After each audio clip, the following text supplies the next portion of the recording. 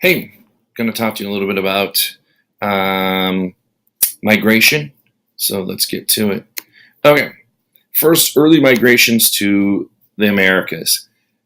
People are always asking, well, how do these people all come to the Americas, the Native Americans? Native Americans also came to the Americas. They weren't actually native living here. They're from the existence of the Americas, but came over also from Siberia, which is part of Asia. Now it's part of Russia, so it's still part of Asia, of course, because Russia is the biggest country in Asia. And at the time, of course, there weren't any countries or anything, and they were following along this. Well, it was a very icy time period, of course. You've seen the movie Ice Age, so you know what it's all about. And they went across the Bering Strait, which is between Alaska and Siberia, which is, of course, Russia, as I mentioned. There was so much water that was sucked out of the oceans to make these giant, massive ice sheets that it lowered the sea levels so that more land was visible. And since it's not very deep and not very far away from Siberia to Alaska, the people there walked basically across a land bridge, a bridge of land that connected these two places, Siberia and Alaska. They called this Beringia. So the Bering Strait, Beringia. And what were they doing? Let's take a look at this beautiful picture here. Their early migrations to the Americas, you have these giant animals. It makes them look so big that they are as big as Alaska. No, they're not quite as big as Alaska, but these are cool pictures to put on here and show. You've got some woolly mammoths. You all know what those are. Those are some woolly rhinos and musk ox. There are still musk ox around. Of course, there are rhinos around and there are elephants around, the relatives of the woolly rhino and the woolly mammoth. And it shows these Native American people, or actually they are Asian at this time period, coming across. The earliest time period that they found the first fossils and weapons and things that were left behind by these peoples was about 15,000 years ago. 15,000 years ago. Just really quickly, let's take a quick look at some migrating animals. There they are. The woolly mammoth, you know what that looks like. The musk ox, there it is. Kind of an ugly beast at the bottom down there. And then at the top left, you've got the woolly rhino. Now, these are approximate drawings of the two above. And one below, the musk ox, they're still around. So you could go see them. And they are covered with fur. Let's take a look at the approximate time periods for when people migrated. If you're looking at these time periods, they're thinking that the first route might have been over water, but could have been over ice also. The first route approximately 14 to 15,000 years ago. And as I mentioned, the first fossils that they found were about 15,000 years ago. They went from North America, Canada, all the way down to Argentina and Chile. And so they went pretty much straight down the coast there, especially along the coast.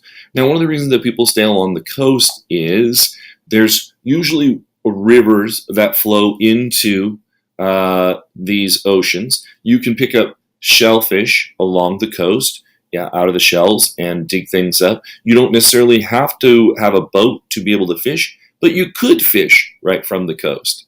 It's really easy. It's usually lush right along the coast. It's not as harsh of weather, so that always helps when it's not too harsh of weather.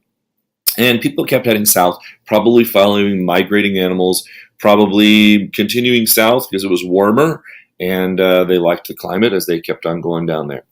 The second group of people that came across came about 12 or 13,000 years ago. And those are the ones that really spread out across America quite a bit. They went all the way from Washington State, what we call Washington State now, across to Pennsylvania, down to Florida, through the Midwest.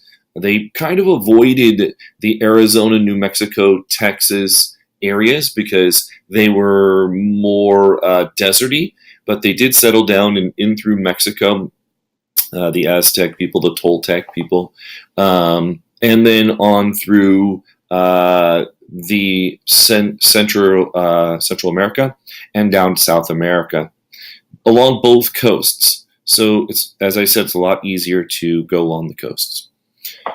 There was actually a third migration pattern that came across, and the third migrating group were mostly what we call Inuits. Some people call them Eskimos. That's not the preferred term anymore. And that group of people settled up here, especially in Alaska, along Canada, and all the way over to Greenland. So that's a third group that came over. The reason that they think that they know this is because when they check the DNA of different people, you have a kind of a coastal DNA and fossils that you find that are similar for those people who lived along the West Coast, California coast, Washington, Oregon, all the way down to Argentina and Chile, down to Chile. And then you have a lot of people with similar DNA that live all the way from, like I said, Pennsylvania over to Washington, down to Florida. And so when you check out DNA samples, that's what you're figuring out. The same thing goes for the third wave that went through. Here's another map that kind of gives you some ideas. People are still unsure as to how long ago this was happening. So you have different years. Every time I look at a different map, they've got different years, and people are unsure.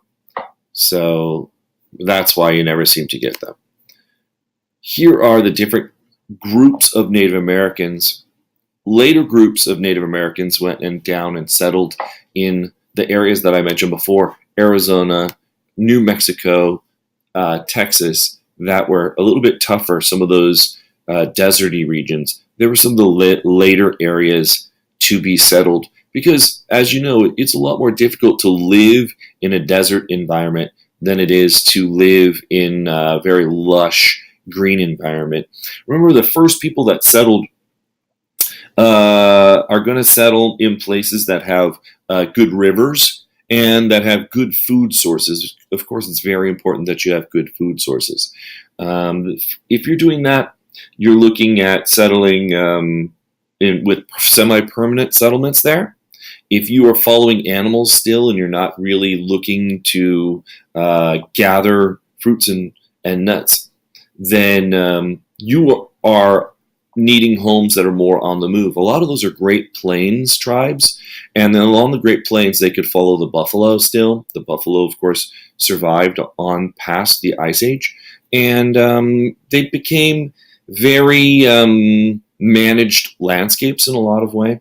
The men still, throughout most of the time period, hunted and got the meat, the game. Maybe they fished, and the women's job was definitely to gather. In a lot of societies, they did settle down and start to farm, especially in Mexico. But there are other places in the Midwest where they did a lot of farming as well. But it is interesting because some of the cultures determined that the farming, as difficult as it is, was going to be women's work because it was gathering instead of hunting.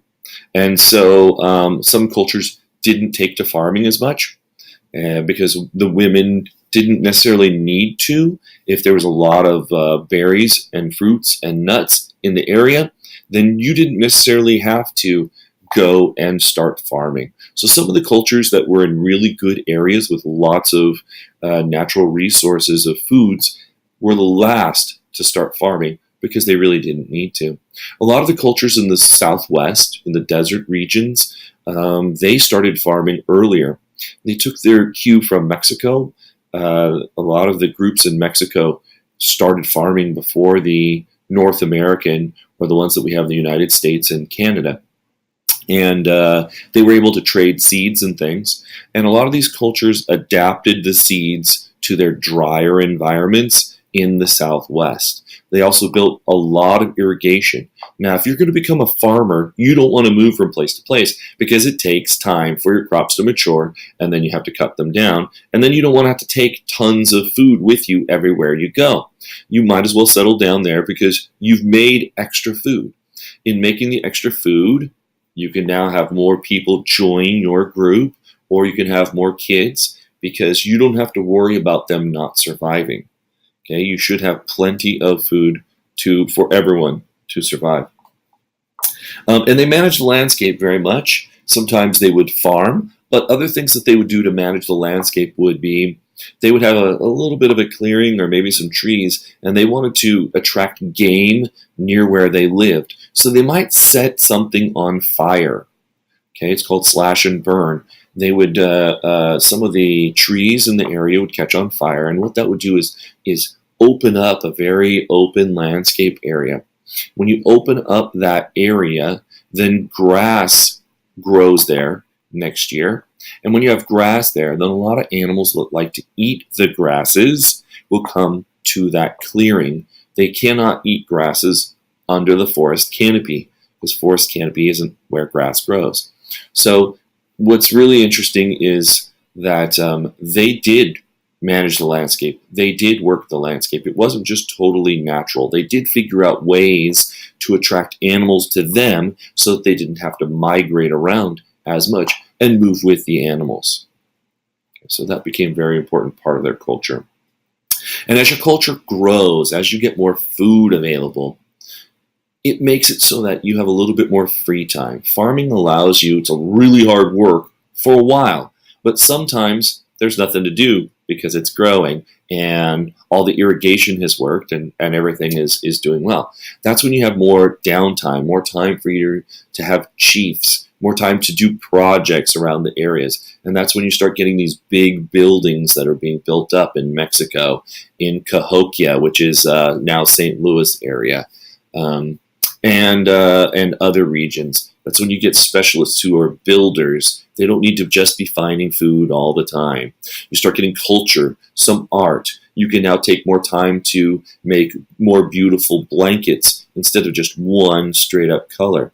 The Mexicans also gave cotton to a lot of the Southwest Indians. It likes a very dry area anyway to grow, and showed them how to weave. So a lot of the Southwest culture owes a lot of a debt to the Mexican tribes, the Toltec and the Aztec, the Yaqui tribes. And so that was really important for them to be able to survive. It does get very cold in the deserts in the winter, and you need to have a lot of blankets and things.